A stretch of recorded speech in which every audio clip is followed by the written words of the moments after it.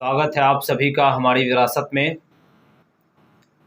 आज के इस वीडियो में हम लोग मंडल कमीशन के द्वारा पिछड़ेपन का जो मानदंड तय किया गया था, जिस सामाजिक और शैक्षणिक आधार पर विभिन्न जातियों या वर्गों को पिछड़ा वर्ग में माना गया, उनके बारे में जानेंगे।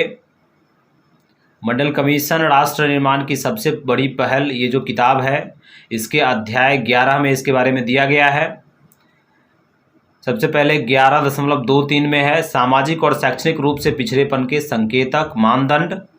उपरोक्त कवायद के परिणाम स्वरूप आयोग ने सामाजिक और शैक्षणिक रूप से पिछड़ेपन की जांच के लिए 11 संकेतकों या मानदंडों का निर्धारण किया। ये 11 संकेतक 3 व्यापक समूहों सामाजिक, शैक्षणिक और आर्थिक में रखे गए। ये निम्नवत है, एक एक करके 11 को हम लोग जानेंगे। सामाजिक के अंतर्गत पहला है जाति या वर्ग, जिसको अन्य लोग सामाजिक रूप से पिछड़ा मानते हो। दूसरा है जाति या वर्ग जो मुख्य रूप से आजीविका के लिए शारीरिक श्रम पर निर्भर हो। तीसरा है जाति या वर्ग जिसमें राज्य की औसत की तुलना में कम से कम 25% महिलाओं और 10% पुरुषों का विवाह ग्रामीण इलाकों में 17 साल से कम उम्र में और शहरी इलाकों में कम से कम 10% महिलाओं और 5% पुरुषों का विवाह 17 साल से कम उम्र में हुआ हो। उसके बाद चौथा है जाति या वर्ग जिसमें कामकाजी महिलाओं का औसत राज्य की औसत कामकाजी महिलाओं की तुलना में कम से कम 25% ज़्यादा हो। उसके बाद है शैक्षणिक आधार। पांचवा जाति या वर्ग जिनमें 5 से 15 साल की उम्र के बच्चों के स्कूल न जाने का औसत राज्य के इस उम्र में स्कूल न जाने वाले बच्चों का कुल औसत इनकी तुलना में 25% ज़्यादा हो।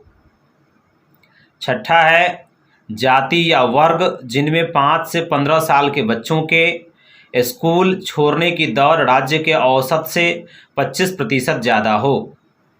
सातवां है जाति या वर्ग जिनमें मैट्रिकुलेशन का औसत राज्य की औसत की तुलना में 25% कम हो। उसके बाद है आर्थिक। आठवां जाति या वर्ग जिनके परिवार की औसत संपत्ति राज्य के औसत संपत्ति से 25% नीचे हो। नौवां है जाति या वर्ग जहां कच्चा मकान में रहने वाले परिवारों की संख्या के औसत की तुलना में राज्य के औसत कम से कम 25% ज़्यादा हो। 10वां है जाति या वर्ग जिनके 50% परिवारों के पेयजल का स्रोत आधे किलोमीटर से ज़्यादा दूरी पर हो। 11वां है जाति या वर्ग जो राज्य के औसत की तुलना में कम से कम 25% ज़्यादा कर्जदार हो। ये 11 मानदंड थे जिनके आधार पर पिछड़ेपन को मापा गया, पिछड़े वर्ग में जातियों को अनुसूचित किया गया।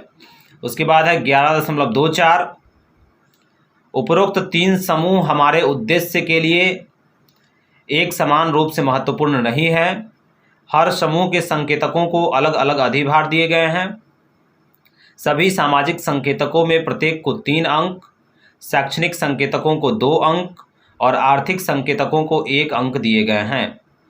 सामाजिक और शैक्षणिक संकेतकों के साथ आर्थिक संकेतकों को भी महत्वपूर्ण माना गया है क्योंकि वे सीधे तौर पर सामाजिक और शैक्षणिक पिछड़ेपन से जुड़े हैं। इससे यह दिखाने में भी मदद मिलती है कि जो सामाजिक व शैक्षणिक रूप से पिछड़े हुए हैं वे आर्थिक रूप से भी पिछड़े हुए हैं। 11.25 है, यह देखा जा सकता है कि प्रत्येक संकेतक को दिए गए अंक के हिसाब से कुल अंक 22 होता है। इन सभी 11 संकेतकों को किसी राज्य के सर्वे में शामिल सभी जातियों पर लागू किया गया। इसके इस्तेमाल के परिणाम में जिन जातियों को 50% अंक, 11 अंक या उससे ज़्यादा अंक मिले उन्हें पिछड़े वर्ग में शामिल किया गया और शेष को अग्रा माना गया। यह एक संजोग है कि संकेतकों की संख्या और पिछड़ेपन के निर्धारण के लिए न्यूनतम अंक एक समान है, 11 है। साथ ही सर्वे में शामिल किए गए किसी खास जाति के परिवार अगर 20 से नीचे हैं तो उन पर विचार नहीं किया गया, क्योंकि नमूने का आकार बहुत छोटा था जिससे कोई अर्थ नहीं निकाला जा सकता था। 11.26 में है, सामाजिक और शैक्षणिक रूप से पिछड़ी जातियों को सूचीबद्ध करने की उपरोक्त व्यवस्था उनके द्वारा हासिल किए गए अंक के आधार पर थी, जो कुछ एक पक्षीय लग सकती है। इसे देखते हुए यह तर्कसंगत दृष्टिकोण है। वहीं दूसरी तरफ उपरोक्त व्यवस्था के तहत किसी खास जाति द्वारा अर्जित अंक वास्तविक रूप से पिछड़ेपन के संकेतकों को दिखाता है, जो संतोषजनक है। दूसरे, यह तरीका बहुत ही वस्तुनिष्ठ है, जिसमें अंक व्यवस्था की वजह से व्यक्तिपरक आकलन की अनुमति नहीं है।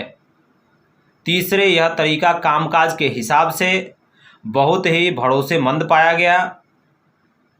उदाहरण के लिए, इस तरीके को लागू करने से पहले ही चिन्हित सामाजिक और शैक्षणिक रूप से पिछड़ी सभी जातियां इसमें शामिल हो गई। अगला है 11.27। आखिर में यह महत्वपूर्ण है कि सर्वे एकेडमिक शोध के लिए नहीं किया गया है। सर्वे सरकार की प्रशासनिक मशीनरी के माध्यम से कराया गया है और सामाजिक व शैक्षणिक रूप से पिछड़ेपन को जानने के लिए साधारण से मानदंड रखे गए थे। कुल मिलाकर इस सर्वे में हमारी कवायद यह रही कि वास्तविक स्थिति को प्रायोगिक आधार पर जाना जाए, इलाके में जाकर वास्तविक स्थिति की जांच की जाए, कम संसाधनों में प्रशिक्षित लोगों द्वारा निश्चित समयावधि में काम पूरा किया जाए। स्वाभाविक रूप से इसके लिए तकनीकी रूप से उन्नत साधनों और संतोषजनक अकादमिक परिचालन की ज़रूरत थी। तो इस प्रकार से ये मंडल कमीशन राष्ट्र निर्माण की सबसे बड़ी पहल के अध्याय 11 में जो 11 मानदंड है जिनके आधार पर पिछड़ापन निर्धारित किया गया था, वो सामाजिक और शैक्षणिक मापदंड जो है इसमें दिए हुए हैं। इसको आप पढ़ सकते हैं।